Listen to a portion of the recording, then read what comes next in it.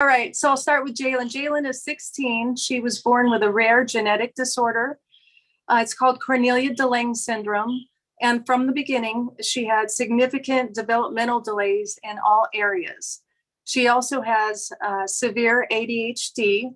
And even from birth, her body never stopped moving, even during sleep. She would move and twitch. A therapist once said to me, imagine driving a car going 100 miles an hour with no brakes, and that's Jalen's brain. So that's what my daughter lived with. That's what we lived with.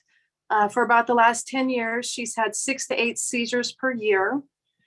And life before patching was extremely challenging. She could never be unsupervised, not even for a second. She would sneak out her window. She would constantly try to do things she couldn't do, and especially things she wasn't supposed to do if she was not supervised. One night she got up during the night and took my keys and backed the car out of the garage. And it was terrifying when I found out what happened. It could have been such a disaster. She had very poor coordination, so she was constantly dropping things, breaking things, spilling things. I was constantly cleaning up after her, just chasing her around. It was kind of like having a toddler, a real big toddler who could do things. She had to be told everything to do every time. I had to tell her, wash her hands, close the door, close the drawer, flush the toilet, wipe your face. She fought me on everything. She would get combative with me and would start breaking things when she was upset. She's very social and she loves people, but the problem with that is she has no sense of stranger danger. So it was very concerning. She would run to the door to open doors if the doorbell rang. She would run out to the gate if there was someone out there, delivery drivers or anyone else. She would go up to people, like break away from me and go up to people when we were out in public and hug people that she didn't know. And I've always had her in a lot of activities, but I always had to be right there at all times to coach her because of these things. So bedtime was also very challenging. She would constantly get up once I put her to bed and wander around or even go outside. This would go on for several hours. So I could not rest I could not rest until I knew she was sleeping. And the other thing was she never slept in like teenagers do. She'd be up at the crack of dawn and she had the most energy in the morning. So we just hit the day like that. So fast forward to January of this year and we started the patches. I started her on the X39. It's all I knew about at the time. She fought me. She didn't want that patch on her body. So I put it between her shoulder blades where she couldn't reach it. And even with that, I found her in her room, was trying to scrape it off against her dresser. And I resorted to threatening and bribing and anything I had to do to keep the patch on. So eventually, day after day, it got a little bit easier. She'd fight me and then she'd forget about it. Jalen is homeschooled and she has a tutor twice a week.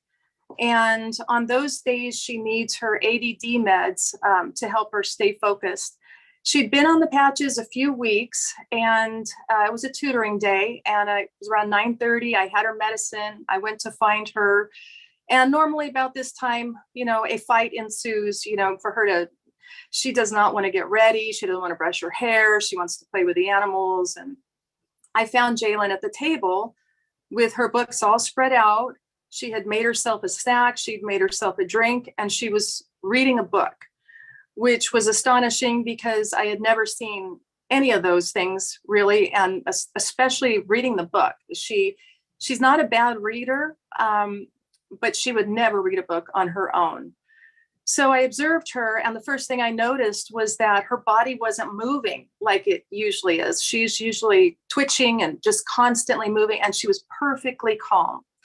So I decided to forego the meds that day and wait to see if the tutor gave me any input. I figured that would be a good test. When the session was over, he told me that her concentration was great, his words, and that she was very willing to try new things that day.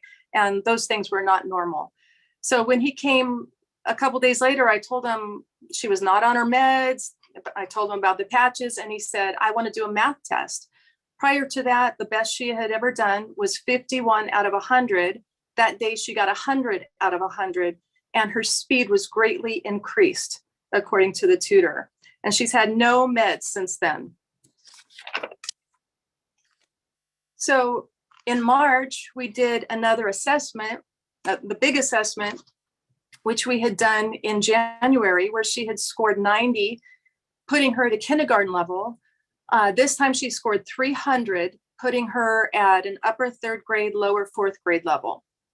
So just dramatic, all across the board. Academics, behaviors, she changed.